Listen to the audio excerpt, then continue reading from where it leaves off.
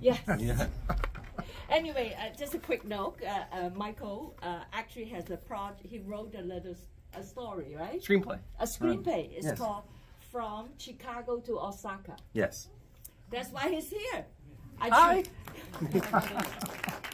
I invited him here because I said, how fascinating to have another writer talk to another writer.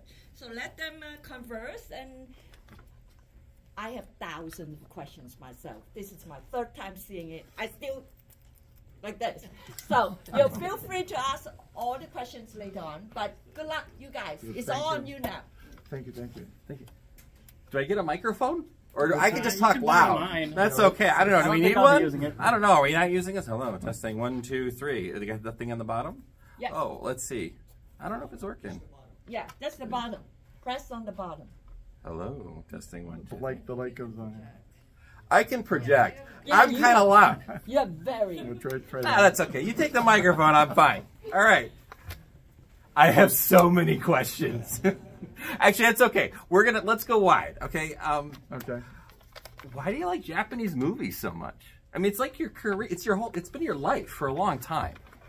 Yeah, I've been in Japan since 1975, and I started writing about Japanese films for the Japan Times, which is, the biggest English language newspaper there for 30-some years now. So, yeah, that's part of my job. That's what I do. And how did I get into it? It goes back a long way. I started writing, seeing movies by Kurosawa Ozu, the famous Japanese directors way back when I was like a student. And then when I came to Japan, it was like a way into the culture. So, starting to see movies, not only, from the past, but also from the present.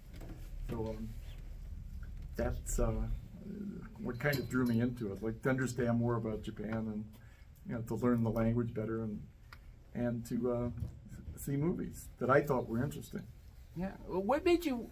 So we'll pull it in. Like, what made you want to write a story about a convenience store? Because it's a different experience in Japan than it is here in the States. A lot or a little, depending on who you talk to. So why a convenience store? Yeah, I think it may be a little bit puzzling for people in the States where convenience stores are maybe not as central. I mean, they started here, right? I mean, That's the rumor. The big chains in Japan, like Lawson and 7-Eleven, came from the States. But in Japan, they've been reinvented. So they sell just about anything you need. You think, okay, what do I need to survive? Convenience store probably going to have it. Underwear. In the movie, he needed a sleeping bag, or there it was, right?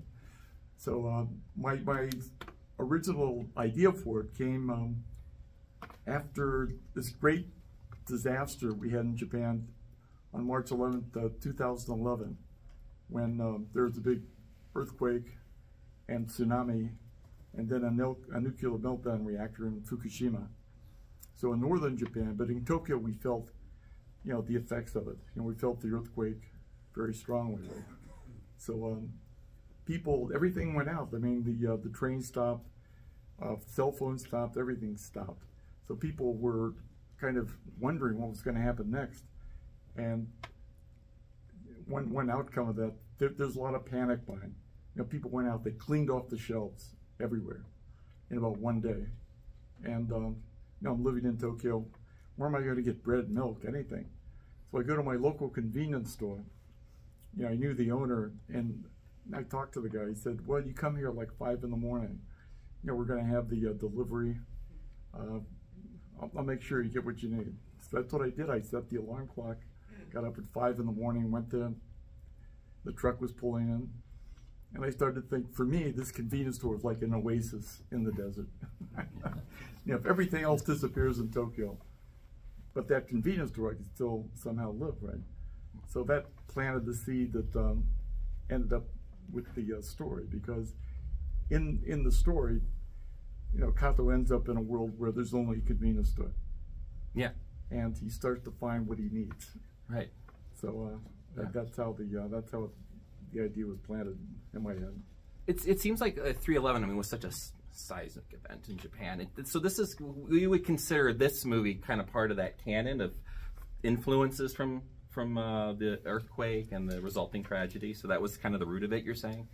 A little bit, or no? This film? Yeah. No, I mean, it was just an idea, my idea, and then I wrote the story, and I got, Mr. Miki, well-known director, to write his own script, and his script, changed a lot in my story. I was going to say, because So it deviates it's a little bit. It's his vision and my vision kind of combined. What surprised you the most of changes? Because, by the way, grab the book. It's $10. It's worth it just to see the genesis of what you. It's $5 now. There you go. You get a T-shirt with and you get a T-shirt. There you go. So, but seriously, 10 with T-shirt. Okay, making sure we're not gonna undersell it. Does it say Orlando backwards? Does it say Orlando backwards? I know the shirt goes backwards. I caught that too. So, what were the big changes? Did anything really surprise you, or did you? How involved were you with that? Yeah, some things were surprising, but knowing Miki as I know Miki, I was kind of expecting, he would change a lot. So in my story, maybe I've been in Japan too long, but Kato and Keiko never really become a couple. At the very, very end, he kind of declares his love, kind of innocently, right? In the movie, they have an affair, right? Yeah. So I thought in making the script, Miki tried to make it more cinematic, right, in that way. So I thought, yeah, okay, I understand that. When I saw the film, he came up to me and said, "Are you okay?" All the changes I made, I said, "It's no problem for me because I understand, why you did what you did." So there's no dog in the book either, right? Okay. Is there a dog in the book or no? Is there a dog? There's no dog. There's no dog. I had to check my phone 3 times to make sure my dogs were okay. I got nervous actually watching this. But judging, okay, so obviously the director, I see a lot of Seijun Suzuki, a lot of David Lynch, even more the second time around. I'm like, oh yeah, I think David Lynch might like this film. He'd say something like, I like this movie, because that's how David Lynch talks. Did you have any influences on, I told you I was bad at this. Did you have any influences when you were writing the book? Because obviously you know Japanese culture so well. So were there certain directors or authors or anybody that influenced you? In terms of influences, again, like Miki has his own take on that. Yeah.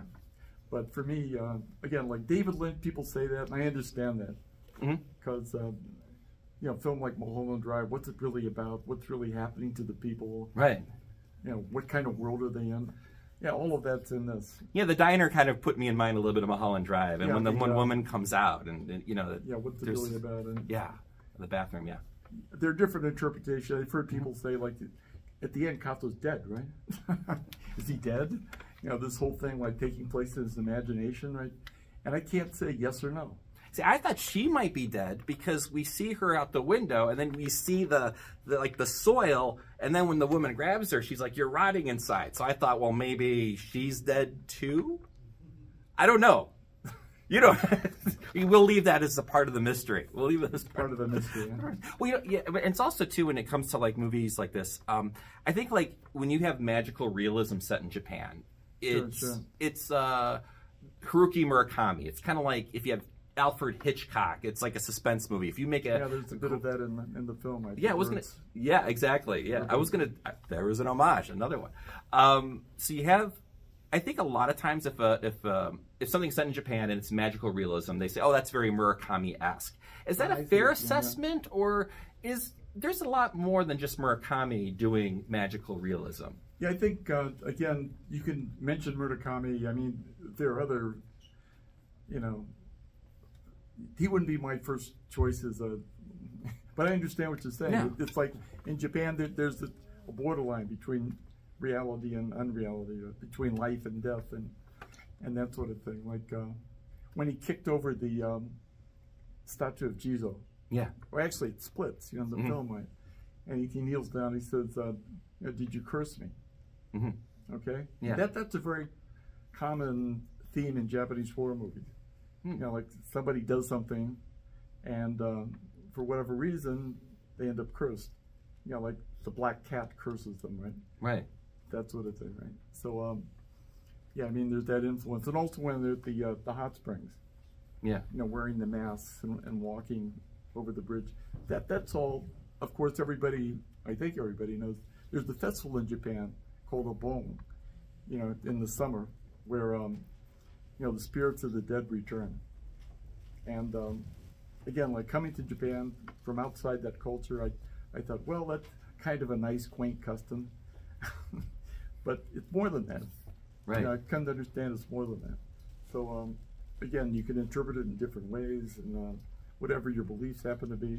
But you know, my feeling now is, you know, their way of thinking about life and death and this world and the next world, it's not quite the same as, you know, the Christian belief system. Yeah? So anyway, do you want to open it up a bit? Well, yeah, I was going to say, I think he got cursed because he left the dog behind. He left the. I think that's what it was. I think that's really, yeah. So in my story, or my thinking about the story, I thought, okay, who is Kato? He's like Dante. Yeah. You know, going, you know, Dante ends up going to hell and then purgatory and then heaven at the end, right? 3 parts. And for me, you know, hell, you never get out of hell, right? Once you're in hell, you're there. And when you're in heaven, why would you ever want to leave? Right. But purgatory, you have to work your way out of. Yeah, right. Are you Catholic? What do you think? I was raised Irish Catholic, so there's extra guilt. So you know what I'm piled talking on. about. Yes, I know exactly what you're talking about. You know So, what I'm talking about. so before we open it up, one last question: are you going to write another one? Is this? Yeah, I'm in the process. Yeah, yeah. Do we get any? Can you tell us about it, or is it all top secret? That's bad luck. That's bad luck too. Okay, so don't leave your dog and don't talk about your next project. That's bad. Those are both bad luck. Because, you know, you get. So anyway, all right, let's open it up. Yeah. Yeah. Anybody questions, comments, or? Okay. All right. Go ahead. Yeah. Oh, so you can talk here. I gave one to the further. All right. I was curious how much of what's in the film is in the short story. I'll read it later, but it would be nice to know what some of the major elements that were changed from your short story and then the final treatment in the film. What's the question? Oh, he's asking like, what was the big changes? Like, he wanted to know like the big changes between your book and the film. Oh, yeah, between the book and the film. Well, again, like I said, he made it more cinematic. In other words, the whole business about the hitmen, that was not in my story. What was in my story was them going to the hot springs. You know, that whole part of it, yeah, definitely in the story. You know, the mask, the motif of the masks, yeah, it appears again and again in the story. So in my story, you know, he ends up in a hot springs where he thinks he can get back to his world. He thinks it's a gateway to his world, but it ends up being like a gateway to hell. So Keiko, you know, comes to rescue him, you know. He's at the point of being exposed as a human being. And she grabs his arm and says, we have to get out of here. So that also appears in the film, but in a different context, right? So, like, again, for me, it's very interesting to see how Miki, you know, took things that I wrote and then changed them, you know, in his own way, right? Yeah. So, anyway. Okay, next question. So, is there an origin story with the Obado incident? What's that? Is there an origin story with the Obado incident? Ibado. Ibado. The incident. Yes. Is there an origin story with that? So that's something else Miki kind of cooked up because, what can I say? Is Keiko's world our world? Probably not, you know. Sure, it's backwards. Probably not. Probably not, right? No. So there's a question about that. Like, did that incident happen in our world? Does anybody know about it in our world? Maybe not. And then you get the producer saying, oh, yeah, we found something about it. Yeah. But I don't know. For me, it's kind of like this. So there is no real incident.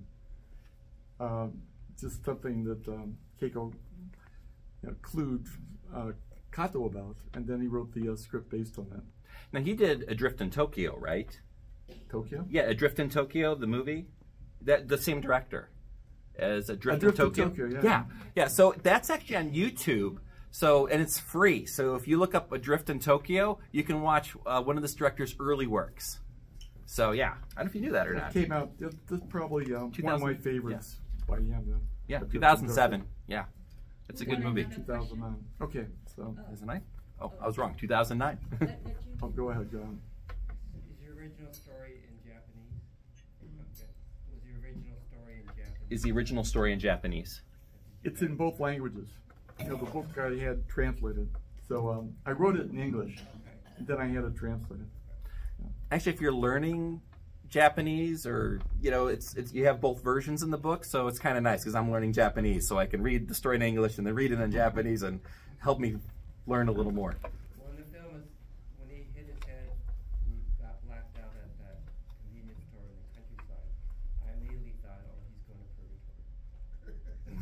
purgatory. He might be. He might be going to purgatory. That's another rumor. What, at the end of the film? Yeah. Yeah, that's a question. Where does he go at the end? I think Keiko has her own plans for him. I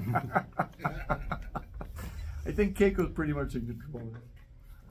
That's my own interpretation. Hi. I really liked the bit about the main character being a script writer and his partner being an actor. Was there any? Could you speak a little bit on like, you know, having the story about someone who writes what's going to be a movie and just having that kind of meta narrative? Were there any? What was the thought process behind that? What was the thought process behind the you having a screenwriter and an actor in that relationship? In that world. In this world, the main characters. You have a screenwriter, you have an actress, actor. Yeah, it's kind of like an inside baseball story. Yeah. Where, again, the first time I read it, I thought Miki wants us to think that Kato has written this brilliant script, and the brilliant script is the script for this film. That he's the genius. The producer is complimenting him. But I mean, it's up to you. You know, whatever you think of, you know, his genius, right? But yeah. You know. Yeah, Miki basically writes all the scripts for his films. Yeah, I knew that going in. Like he does use like source material. You know, his first film was based on a novel, but you know, he changed it in his own way, as he always does. But that's his process, yeah. Okay. Oh, we got another one. Yeah. Okay. Live one, yeah. Well, thank you very much. You talked about Dante, and were you influenced by the Dante Divine Comedy, or and like Keiko could be like Beatrice in Dante? How influenced were you by Dante and the Divine Comedy, right? Yes. Yeah, the Divine Comedy, was that a big influence? Dante, the Divine Comedy, and the yeah, for me it Keiko was. Yeah, very being, much so. Yeah, Beatrice in Divine. yeah, very much so. So, Very much. okay, I got what you said. It's sorry, my ears aren't that good. But and I'm a very bad just processing, translating English. so that was my you know, one of my sources, my main source. Like, you know, this Kato is 35 years old in my story, as he is in Dante's, you know, Inferno, right? So it was hard to pitch that to Japanese producers. I go in, they to a pit meeting, right?